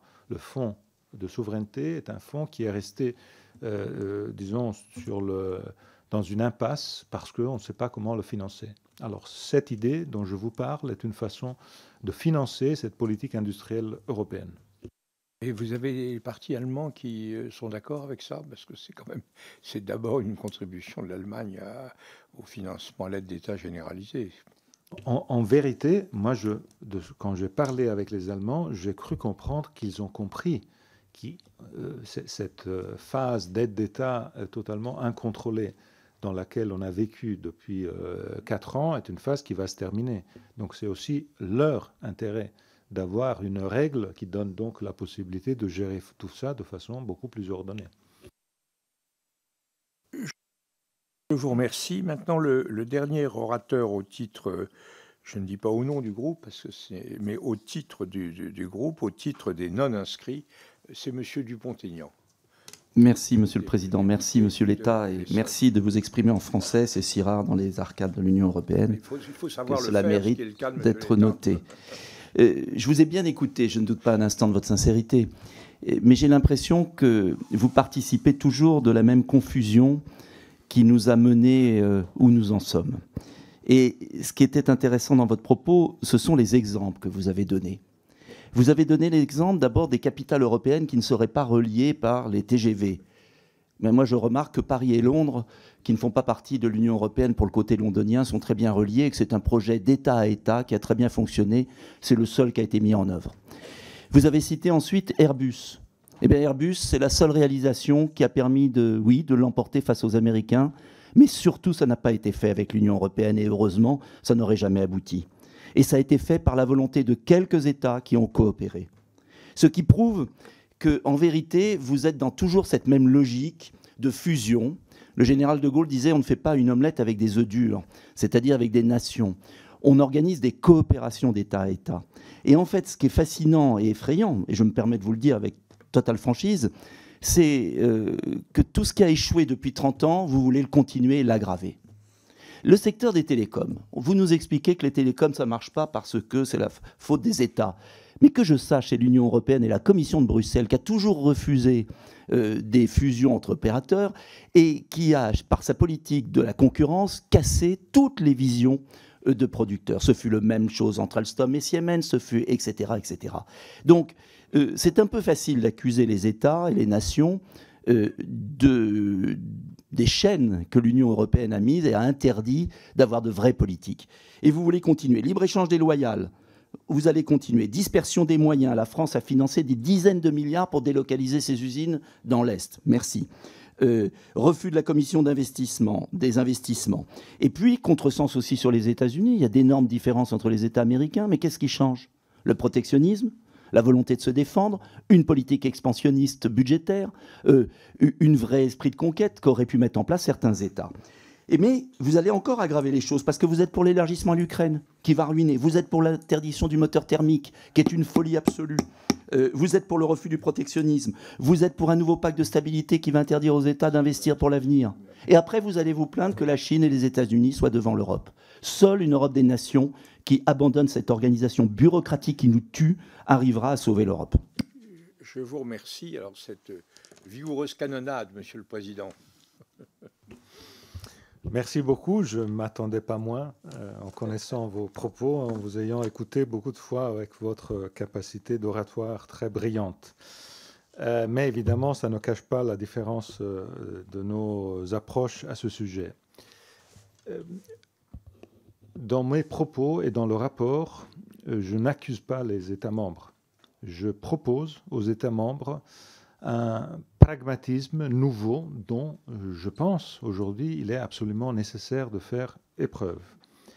Vous avez cité le cas des télécoms et je pense que c'est un cas intéressant parce que là, en vérité, la question n'est pas une question de comment faire en sorte que les choses changent avec une attitude du passé. La question est liée au présent. Et le présent est lié au fait que nous n'avons pas de marché unique des télécoms. Mon point essentiel est là. Nous avons 27 marchés nationaux. Donc c'est exactement ce sujet qui démontre qu'avoir le marché national dans un monde où il y a la Chine et l'Inde ne marche pas. Vous savez quels sont les chiffres de la moyenne de clients des opérateurs de télécom au niveau mondial entre les 3 grands blocs? Les chiffres de clients moyens d'un opérateur chinois est 467 millions de clients. Le chiffre d'un opérateur américain est 107 millions de clients. Le chiffre d'un opérateur européen, en moyenne, le chiffre de clients est 5 millions de clients. Il est évident que cette fragmentation rend même impossible de se mettre à jouer dans le même championnat avec les autres. Donc la question essentielle de mon point de vue, et ce sont les propos que je fais, pourquoi je dis il faut faire le marché unique dans ces secteurs, parce qu'il n'existe pas. Donc moi je dis simplement, en le faisant, on arrivera à passer des 100 opérateurs qu'on a aujourd'hui, parce que la différence est, nous avons 100 opérateurs de télécom. Et 100 opérateurs de télécom, c'est une folie. Donc il faut passer de 100 à un numéro qui soit gérable. Et on peut le faire en ayant un marché unique des télécoms, comme on l'a dans d'autres secteurs. Donc je ne suis pas en train de proposer quelque chose de, disons, idéologique, mais je suis en train de proposer quelque chose de très concret, qui, par contre, tout le système du monde des télécoms est en train d'attendre, parce que c'est la seule façon de donner une vie à notre système. Quand le monde était petit, nos opérateurs de télécom avaient une relevance mondiale qu'aujourd'hui, ils ne l'ont pas. Donc, voilà, j'ai terminé mon temps, mais j'ai pris cet exemple pour dire ce que je pense dans ce domaine. Que vous inversez le vers célèbre que le monde était grand à la clarté des lampes, que le monde est petit aux yeux du souvenir.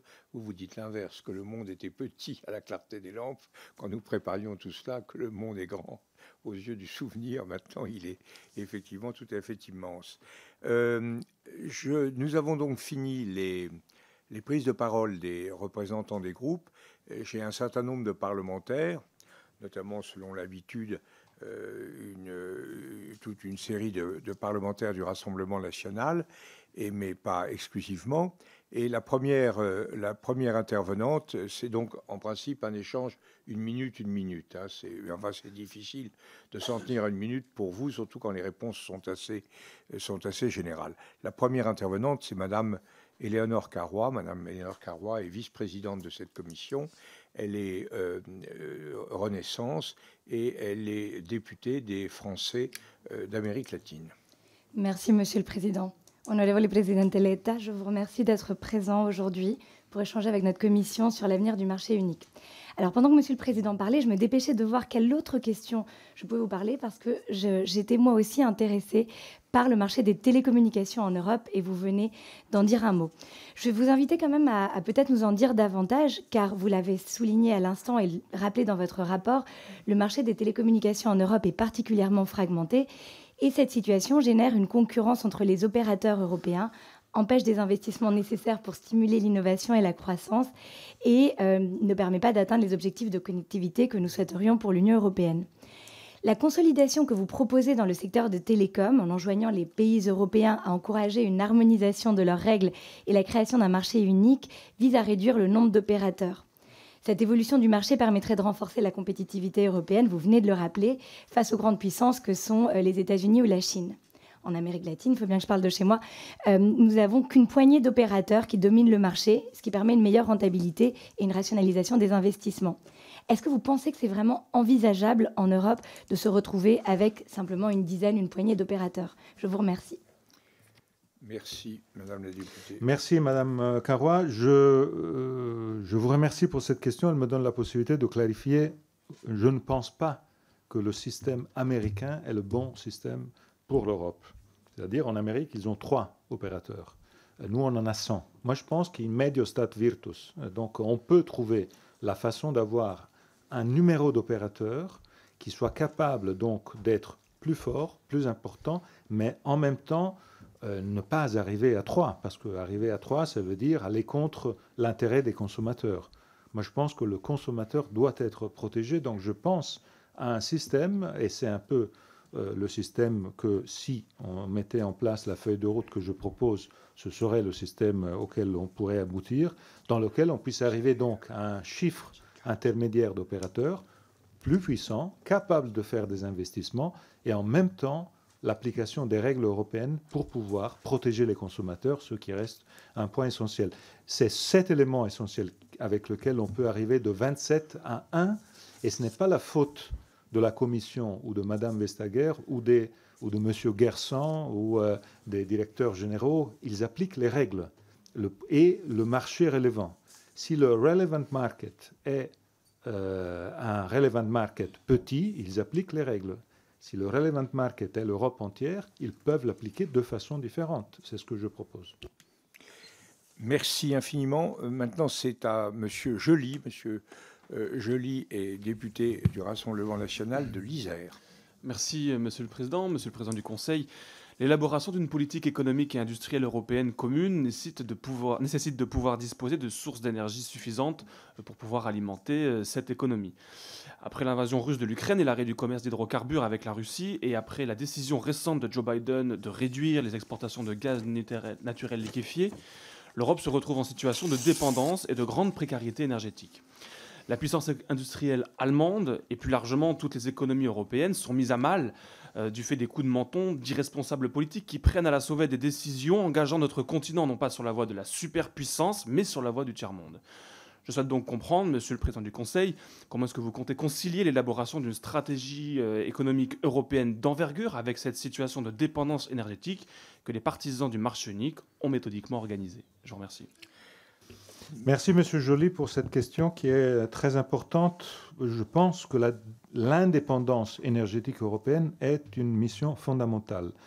Je suis parmi ceux qui n'auraient jamais imaginé qu'en 9 mois, on arrive à à limiter notre dépendance du gaz et du pétrole russe, comme on est arrivé à faire à l'année 22-23.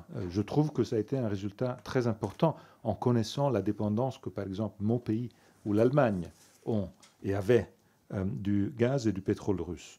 Aujourd'hui, il faut donc continuer dans cette direction. Il faut faire en sorte que chaque pays soit capable d'alimenter sa propre indépendance et en même temps, c'est la poussée vers les renouvelables au niveau européen qui va aider l'Europe grâce au fait que les renouvelables, avec les bonnes interconnexions, peuvent donner plus d'indépendance encore. Donc, l'application des traités, vous savez qu'il y a un article du traité qui donne liberté à chaque pays d'avoir son mix d'énergie, donc personne ne va toucher à ça, et en même temps ce travail d'interconnexion entre les pays européens qui donne la possibilité de faire en sorte que les énergies renouvelables puissent faire profiter tous les pays européens, non seulement ceux qui les produisent.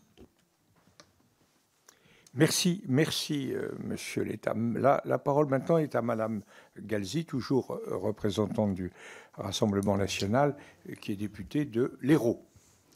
Merci, Monsieur le Président. Monsieur le Président de l'État, le 18 avril dernier, au Conseil européen sur l'avenir du marché unique, vous avez présenté votre rapport et vos pistes pour réformer le marché unique européen qui assure en théorie, depuis 1993, la libre circulation des biens, des services, des personnes et des capitaux au sein de l'Union européenne. Je vous cite dans votre intervention, « Aujourd'hui, c'est le décrochage du décrochage. On ne peut plus attendre. » À la lecture de ces 150 pages, on note beaucoup de choses, notamment une refonte des fonds structurels, des propositions en portabilité des droits, mise en œuvre pleine et entière des SI, carte européenne d'assurance maladie numérique, information sur les droits et, in fine, relance du projet du numéro européen de sécurité sociale. Et pour continuer de vous citer, nous devons être moins naïfs. Naïf, c'est le mot, mais je vous rassure, au Rassemblement national, nous ne le sommes pas et nous ne souhaitons pas perdre les prérogatives de notre pays face à cette Union européenne des technocrates. Ma question est la suivante. Ne pensez-vous pas qu'il faille revenir à une Europe des nations et non à la construction d'une Europe fédérale? Je vous remercie. Bien, je vous remercie, Madame la députée. Est-ce que, Monsieur l'État, est-ce que vous vous sentez naïf? Bon, la question est évidemment très générale, mais cette question, si vous me permettez, me donne la possibilité de faire une référence à qu'est-ce que ça veut dire pour une personne comme moi, le marché unique, et qu'est-ce que ça a voulu dire Jacques Delors. Moi, j'ai vécu 2 phases de ma vie en France. J'ai vécu une phase de ma vie en France avant le marché unique. Avant Jacques Delors, j'étais gamin, j'étais petit et j'ai suivi mon père qui travaillait à l'université de Strasbourg. Donc j'ai vécu dans les années 70 à Strasbourg. Puis je suis revenu en France avec ma propre famille à Paris dans les années 15-21. La première phase de ma présence en France, à Strasbourg, avant le marché unique, avant Jacques Delors, on était une famille d'immigrés italiens en France. La deuxième phase, on était des citoyens européens qui avaient décidé de vivre et travailler à Paris.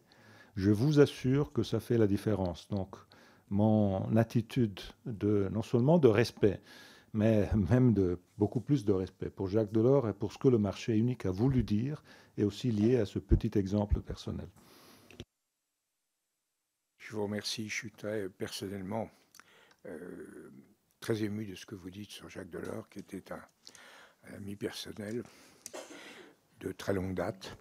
Et c'est tout à fait important. La parole maintenant est à M. Guignot, M. Michel Guignot, et député. Il n'est pas là? Non, non, mais il n'a pas de question. Vous n'avez pas de question? Non, bon, non. Très bien. Alors, c'est M. Pfeffer qui va s'y coller, si j'ose dire. Oui, merci Monsieur le Président. Monsieur le Président l'État, merci. Vous en avez parlé il y a quelques minutes. Votre rapport préconise de rediriger une partie des aides publiques accordées aux entreprises par les États membres vers le financement d'initiatives et d'investissements européens. Les États devraient donc consacrer une portion de ces aides vers ces financements européens. Ça n'est certes pas un changement des traités, mais quand même un nouveau transfert de pouvoir déguisé, car cela permettrait à la Commission de gérer directement ces fonds, et sûrement parfois en contradiction ou en concurrence avec certains intérêts nationaux. Parmi les critères retenus dans votre rapport pour déterminer les attributions des aides d'État au niveau européen, il y a notamment celui du développement des régions. Moins une région est développée, plus les entreprises qui investissent ou qui y sont présentes seraient favorisées. Or, vous l'avez dit tout à l'heure, le niveau de développement économique au sein de l'Union européenne est très disparate, notamment entre l'Ouest et l'Est. C'est pourquoi nos pays, comme la France et l'Italie par exemple, qui contribuent déjà le plus au budget de l'UE, plus qu'ils ne reçoivent, pourraient encore aggraver leur contribution nette avec votre projet, mais aussi avec l'élargissement que vous qualifiez d'objectif central. Votre stratégie industrielle européenne ne va donc pas bénéficier à de nombreux pays européens, mais les défavoriser économiquement, alors que nos industries ont déjà beaucoup souffert de la mondialisation et du marché unique. Ma question est très simple. Que gagneraient par exemple la France et l'Italie et l'emploi dans nos pays avec ces financements européens? Merci, monsieur. Merci, monsieur le député de la Moselle. Merci, monsieur Pfeffer, pour cette question. Le sujet est très simple. Dans tout ce que je propose, il y a l'idée de création d'une véritable politique industrielle européenne. Et je suis là dans la lignée de ce que Thierry Breton vient de faire au niveau européen. Et pourquoi c'est quelque chose qui va changer la donne pour des pays comme la France et l'Italie? Parce qu'une simple politique industrielle nationale, avec le scénario et l'environnement qu'on est en train de vivre, et avec la dimension de nos compétiteurs, n'est pas suffisante. C'est pour ça que même cette proposition que j'ai faite sur les aides d'État et sur les fonds communs, mais surtout le fait de mettre ensemble télécom, services financiers, est faite pour, et la 5e liberté sur l'innovation, est faite pour construire cette politique industrielle européenne qui est fondamentale. Si on continue seulement avec les dimensions nationales d'aide et de politique industrielle, ça ne va pas améliorer la situation de décrochage industriel de nos pays. Il faut que ce soit au niveau européen parce que c'est la seule possibilité d'avoir le niveau. J'ai fait plusieurs exemples auparavant, et je m'arrête là à cause du temps. Merci. Madame Laurence Robert-Dehaut. Madame Laurence Robert-Dehaut est députée de la Haute-Marne. Merci, Monsieur le Président. Monsieur le Président l'État, dans votre rapport, vous avez indiqué que le marché unique devrait soutenir les capacités de défense européennes envisagées comme un marché commun, garantissant à tous les membres l'accès à la capacité militaire nécessaire à la défense de leurs citoyens et à la promotion de la paix mondiale. Dans cette droite ligne, la stratégie EDIS voulue par la Commission européenne fixe par exemple comme objectif que les États membres acquièrent au moins 40% de leurs équipements de défense de manière conjointe d'ici à 2030. Notre pays dispose d'un savoir-faire industriel unique sur presque toute la palette d'armements, ce qui garantit sa souveraineté et sa liberté quant à sa politique d'exportation d'armements. Quel serait notre intérêt à la mutualisation de la production industrielle de défense des États membres et à des achats conjoints supervisés par la Commission? Je vous remercie. Merci, Madame la députée. Monsieur le Président de l'État. Merci, Madame Robert Dehaut. Je cite le chiffre dont j'ai parlé auparavant. 80% des achats européens ont été faits en achetant matériel sud-coréen, turc, américain. Aujourd'hui. Donc, même la force de l'industrie militaire française, aujourd'hui, n'est pas suffisante, n'a pas été suffisante, le niveau, surtout l'échelle, pour faire en sorte qu'on achète européen. C'est pour ça que ce que je propose, c'est un passage de intégration et de montée d'échelle qui est la seule possibilité pour faire en sorte que dans l'avenir, nous puissions avoir des pourcentages d'achats européens, donc français aussi, qui soient au niveau de ce qui se passe aux États-Unis, et non pas la situation présente dans laquelle, avec l'argent du contribuable européen, on a créé des emplois au Michigan, en Corée du Sud et en Turquie. Je vous remercie. J'ai eu 2 nouveaux inscrits. Alors je crois que nous avons à peu près le temps, mais ça n'est pas l'usage. Il faut que les parlementaires qui souhaitent s'exprimer à titre individuel nous donnent leur nom avant le début de ce passage aux questions individuelles, sinon on ne peut pas gérer le temps. Là, on pourra s'en accommoder cette fois-ci, mais je crois que la règle doit être claire. À la fin des groupes, à la fin des prises de parole des groupes, il faut que les parlementaires qui souhaitent intervenir, qui ont entendu ce que disent les groupes et qui estiment qu'il y a encore quelque chose à obtenir de l'invité, le fassent savoir, mais pas en cours de route à la queue leu-leu. Enfin, là, pour l'instant, je donne la parole à Madame Klinkert. Merci, Président. Monsieur le Président de l'État, un grand merci pour votre venue ce matin dans notre commission et cet échange intéressant.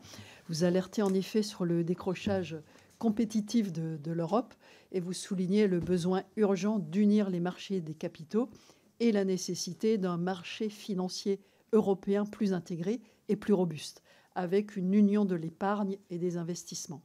En septembre dernier, la France et l'Allemagne ont lancé une feuille de route commune pour l'UMC et lors du sommet du 18 avril, nos 2 pays ont proposé la création d'un produit d'épargne européen malgré l'opposition de plusieurs membres comme le Luxembourg et l'Irlande.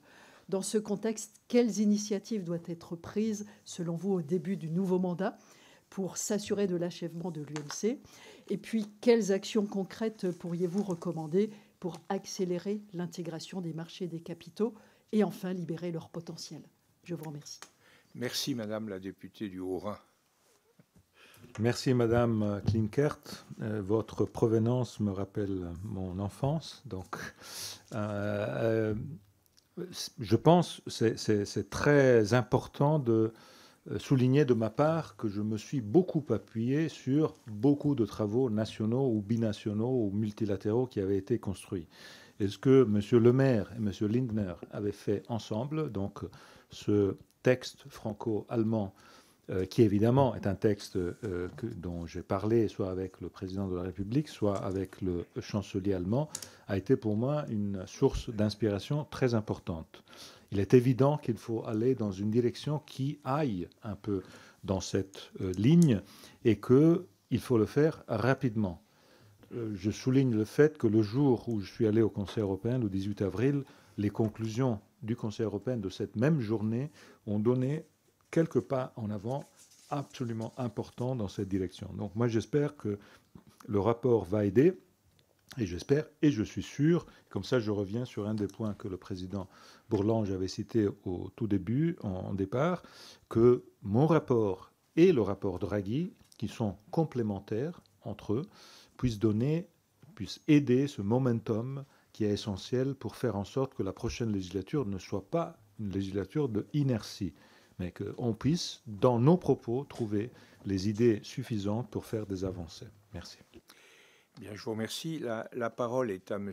Éric Woerth, qui, comme chacun sait, est député de l'Oise.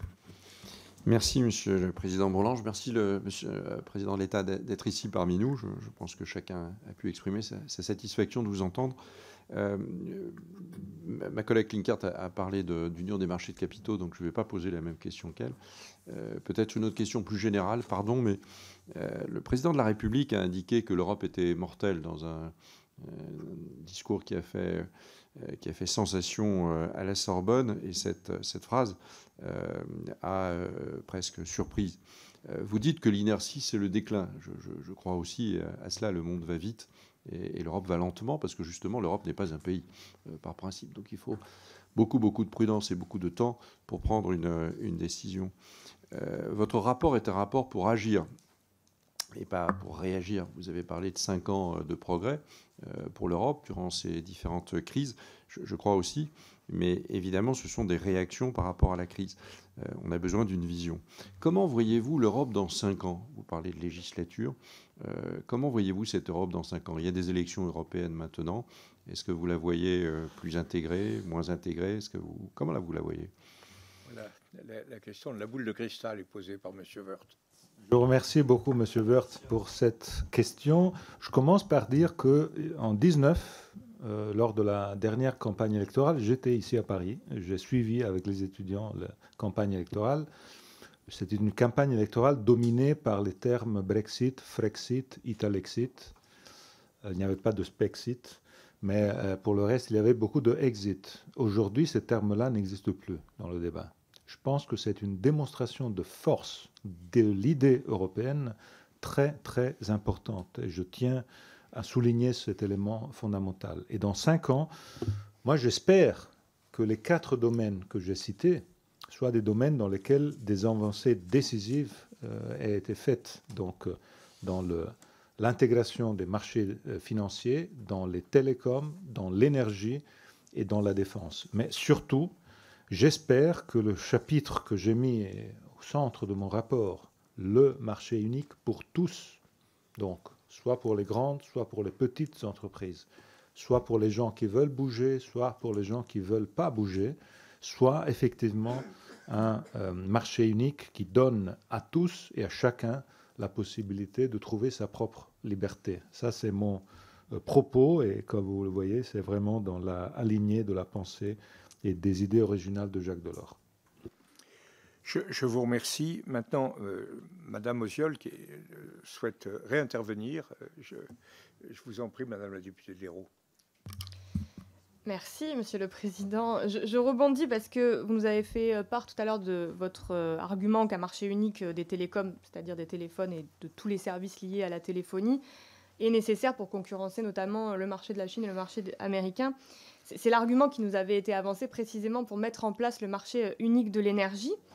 Et pourtant, on avait par exemple EDF, GDF en France, EDF, GDF qui gérait la production, le réseau, la distribution. Tous ces 3 services ont été démantelés, ouverts à la concurrence. Et depuis le marché unique de l'énergie, je l'ai dit, c'est l'explosion de la spéculation et des super profits.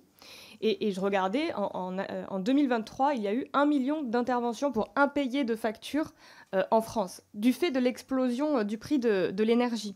Donc, moi, je ne crois pas, je ne suis pas persuadée du tout qu'un marché unique, en fait, permet de régler, que c'est tout le contraire et que ça va même au détriment des intérêts des consommateurs au sein des pays. Bon, c'est une observation, plus qu'une question. Ça n'empêche pas le président de l'État de faire une contre-observation s'il n'est pas d'accord.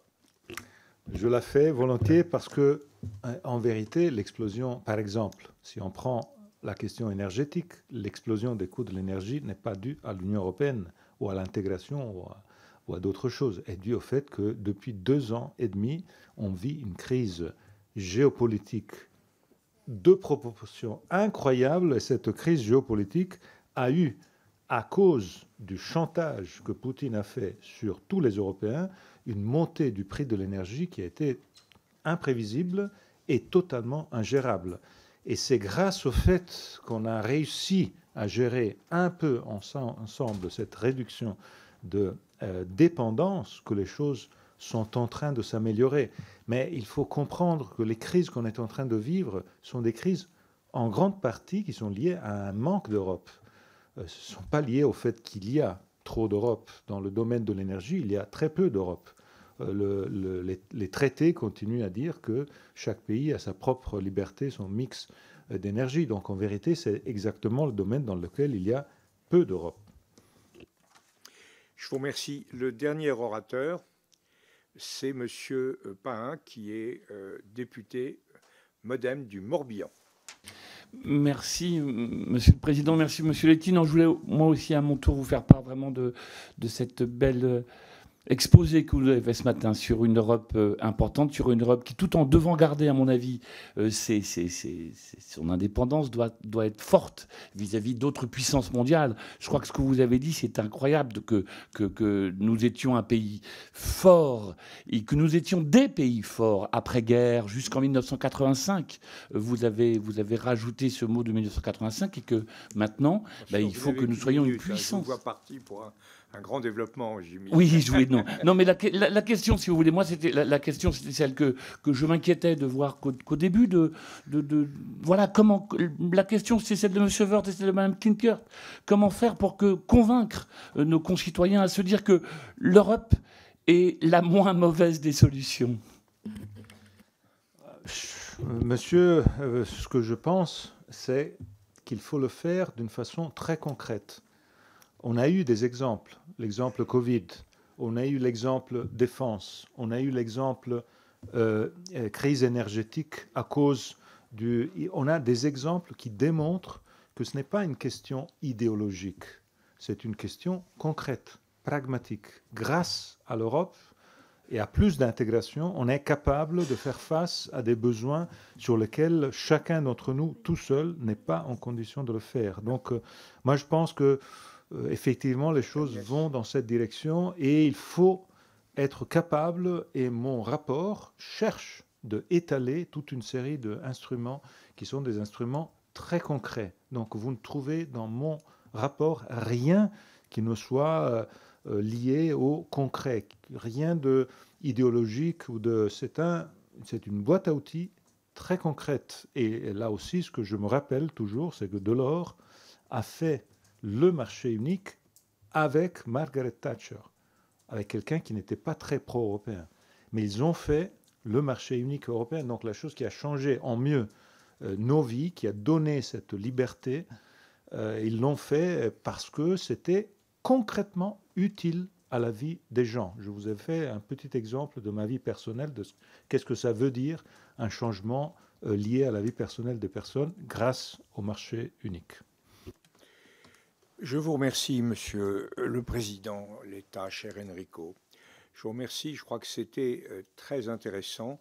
Vous avez montré, en présentant votre rapport, qu'il se situait à l'articulation d'une double démarche d'approfondissement, d'intensification, en fait, du marché intérieur tel qu'il avait été mis en place sous l'impulsion de Jacques Delors au milieu des années 80, et d'adaptation, parce que ça ne sera pas le même marché intérieur, c'est la même inspiration, mais c'est quelque chose d'assez différent.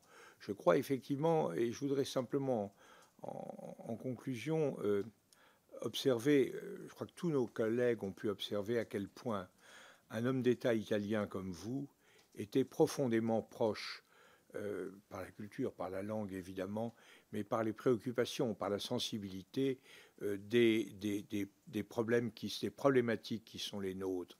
Je crois qu'on voit bien à travers le fait que ce soit vous qui ayez fait ce rapport, à quel point il y a un enrichissement mutuel de nos cultures respectives qui s'exprime.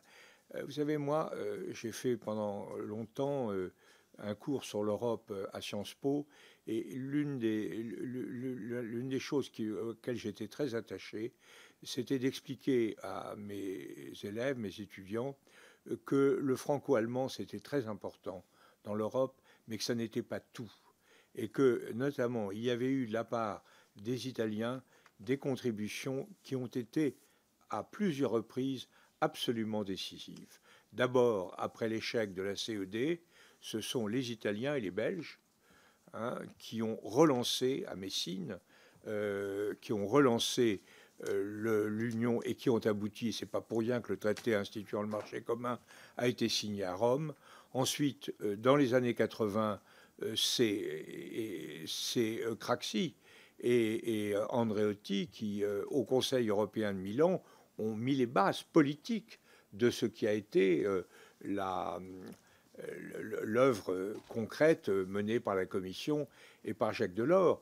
Et au moment très rude qu'a traversé l'Europe monétaire à travers la crise grecque, M. Draghi a évidemment joué un rôle très important. Et je trouve très significatif que les deux rapports qui vont enrichir, je ne dis pas que tout le monde se reconnaisse dans ces rapports, hein, il y a ceux qui veulent plus d'Europe, mieux d'Europe, plus d'Europe, ceux qui estiment qu'il faut transformer, rompre avec des habitudes qui ont été les nôtres, et ça c'est vrai, mais les deux, pour ceux qui veulent continuer l'œuvre européenne, il est très significatif que ce soit deux compatriotes, donc vous et M. Draghi, qui apportaient les contributions les plus importantes au débat. Je pense que c'est quelque chose de... Je suis sûr que Mme Carvalcé, elle a été mon étudiante. Hein. Elle se rappelle très bien que je disais ça quand j'étais à Sciences Po. Et là, j'en ai eu confirmation. Alors, cher Enrico Letta, ça ne m'a pas surpris. Nous travaillons sur les affaires européennes ensemble depuis de nombreuses années. Mais en tout cas, ça a été un très, très grand intérêt pour nous de vous entendre et de réfléchir à cette contribution qui vient effectivement à point nommé. Donc, merci. Je crois que vous êtes à l'heure pour votre avion. EasyJet. EasyJet. Bon.